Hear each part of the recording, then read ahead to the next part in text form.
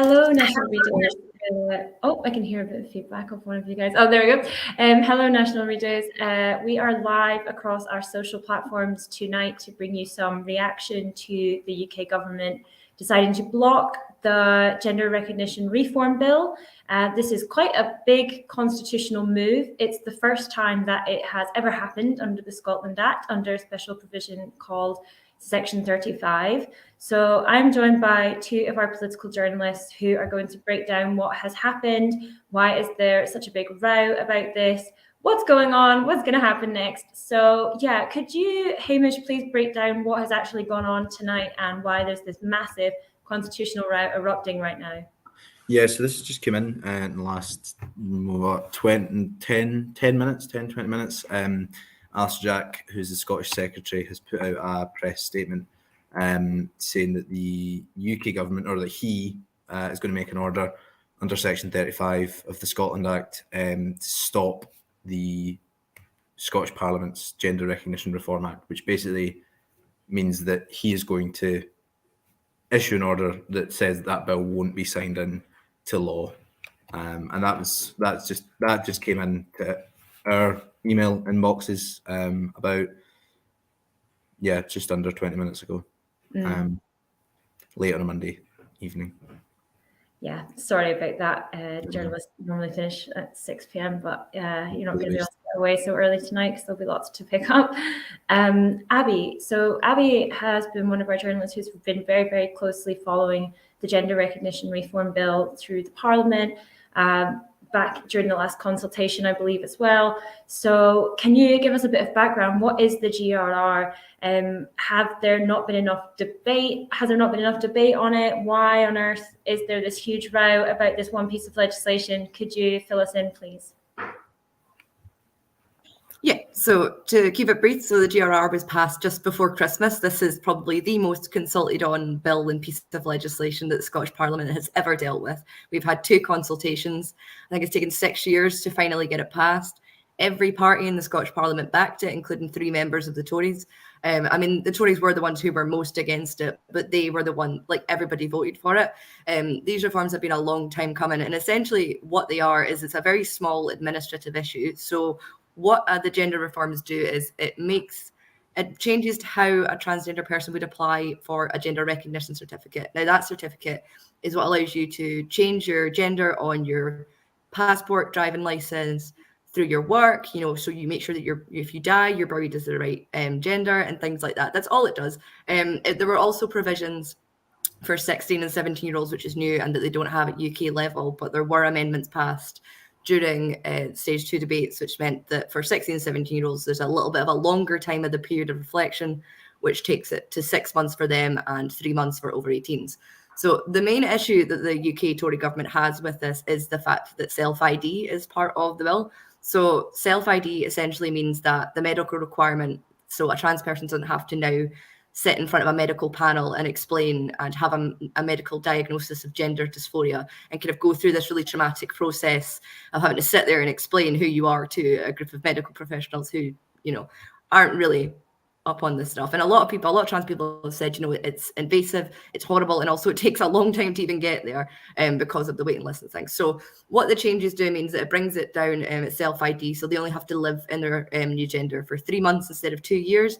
So as I said, the main issue there that the Tories have is with self-ID. This became really evident during the Tory leadership contest in the summer. Kemi Badenoch said that she is not supportive of it. She's obviously Women's and Equalities Minister now. Same with Rishi Sunak, Liz Truss. It's kind of an agreement amongst them, but there also has been criticism of them using this as a wedge issue and a culture wars thing, basically to kind of stoke up hatred against the LGBT community. There's been a lot of kind of international human rights experts have said that because of the way that they speak about this, they need to basically earn the trust back from the LGBT community that they've ruined. So a bit of a convoluted explanation there, but there's a lot to this. This has been 6 years, and I've been covering a lot of it, so there's a lot to it. Thank you, Abby. Yeah, there was quite a lot to unpack from that. That was a really good explanation. Hamish, I was hoping you might be able to offer us a bit of an explanation because you have been in this all day looking at exactly what is a Section 35 order, How does it work? Obviously, you can't give us examples of when it's been used before because it's never been used before. But could you tell us a little bit about what this act is and why on earth can Westminster just kind of randomly halt legislation that seems to have been democratically passed? It's a kind of I suppose a kind of well, Stonewall actually called it the nuclear option. It's in the Scotland Act as it was originally passed in 1998. Section 35, a couple of sections along from the bit where it allows Westminster from the section 30, which our readers are being more familiar with, is the bit that allows Westminster to temporarily transfer powers over to Holyrood. It almost does the kind of reverse. So it allows the UK government to block legislation from the Edinburgh Parliament from becoming a law.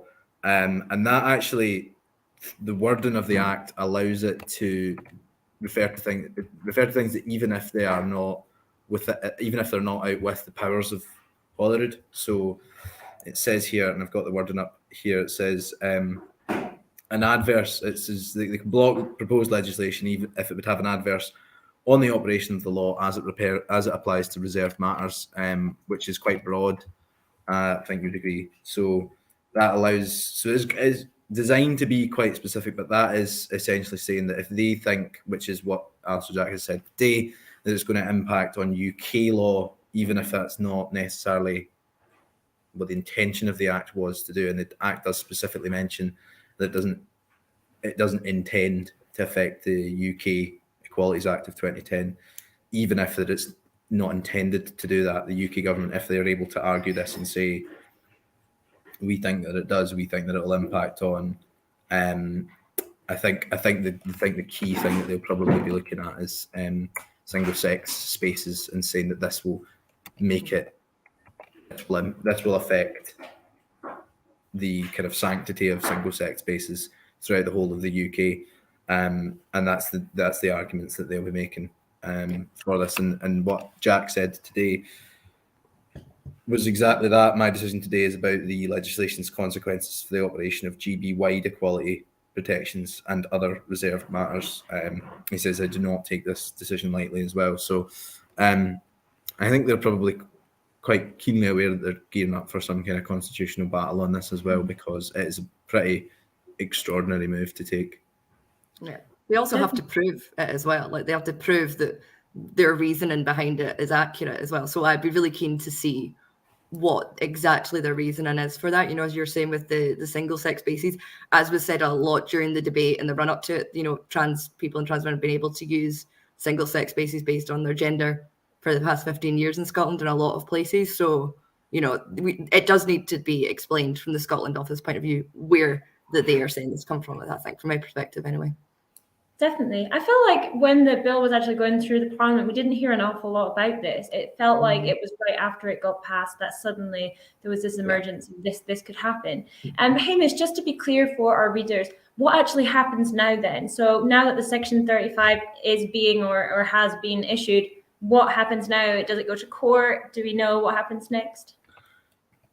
It seems likely that the Scottish Government will take the UK government to court. Right now, what this does is it prevents the Section 30 order works by preventing. So obviously, because of the nature of devolution, Westminster holds ultimately power leads back to Westminster. So Westminster currently doesn't really need to do much more. It has issued an order to the presiding officer, which is like the Scottish Parliament's speaker, basically. It's her job, Alison Johnston's job, to send legislation onto the King for it to be signed into law. That little formality that where, you know, the King signs it off and then that becomes the law of the land. Normal circumstances, she would do that, sends it off, goes in, he signs, great. Everyone's, well, not everyone's happy, no one's normally happy, but but normally that's how it works. And in this situation, the presiding officer isn't allowed to do that. She just can't. Presumably what happens here is the Scottish Government takes the UK Government to court. And I think that I would be pretty surprised if they didn't do that. I think that, you know, they would probably, I mean, they've staked quite a lot of political capital on this. They've put so much time, political energy into passing these reforms. I don't think that they would take this lying down. Yeah, there's lots of comments coming in from people who are pretty upset about it. There's some people who are saying it's a good decision as well. They don't agree with the GRR, but there's some people sort of making the point that whether you believe in the bill isn't the point. Shirley Morrison says, Westminster, to my mind, have caused more resentment in Scotland than before. No wonder Scotland doesn't vote Tory. Lots of comments. Sorry, I'm going through them all. I mean, I think you had great Jamie Green this morning. Is a Tory MSP, one of the Tory MSPs who backed the bill, making the very salient point.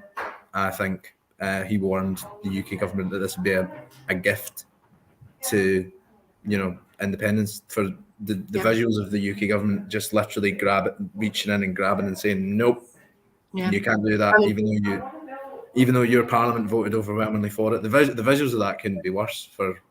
Yeah, it's not a good look. And Nicola Sturgeon said this morning, she had a press conference earlier today, that she was going to, if they do pursue a Section 35 order, then, that leaves the Scottish Government the option to have a judicial review. So they will do that. She said they were going to vigorously contest. So I think we can assume that is going to be what the Scottish Government does next. But yeah, as you said, the optics for the UK Government and the Westminster side of it, not great. I mean, basically, what kind of precedent does it set if the UK government can now just come in and strike down? I know they've already always had the power to do it, but now that they've done it, what precedent does it set that they can just come in and strike down any bill that they don't like, even if it is within competence? And Holyrood has the power to do it. It's not good. Sure. I'll give you some more of a flavour of some of the readers' comments as well. So John Paul Warlow says, I find this outrageous. Westminster should be keeping their nose out of Scottish constitutional affairs. Neil says that could happen if independent support, it will be quashed in the court. Paul Henderson says the UK government shooting themselves in the foot yet again. And Alexandra Orr says this is a big deal, even if you disagree with the bill, which is a whole other argument. How would you feel if the UK government blocked a law that you were in favour of? I don't even think it matters about whether you're in favour of. Obviously, this is throwing up so many questions about how our constitution is set up and how Scotland can legislate for itself when there's this sort of greater power saying no. So I think it'll be fascinating to unpick. But I think Nicola Sturgeon was making the point earlier today that it's really unfortunate that it is trans people's lives that are being kind of used as a political football. And I don't think anybody wants to see that happen. Anyway, we'll wrap that up here because we've got to go and unpick some more of this reaction, see what's going on, find out what's happening next. And as always, we'll be bringing you all of the latest updates on thenational.scot. If you want to read all of our exclusive analysis and commentary, you can get us at thenational.scot/subscribe. We'll have an offer launching later in the week, so keep your eye out for that. It will be a really good one. So thank you so much for joining us tonight. And thank you, Hamish and Abby, for coming and explaining a very complex topic to us. We really appreciate it. Thank you. I will. Thanks. Bye, guys.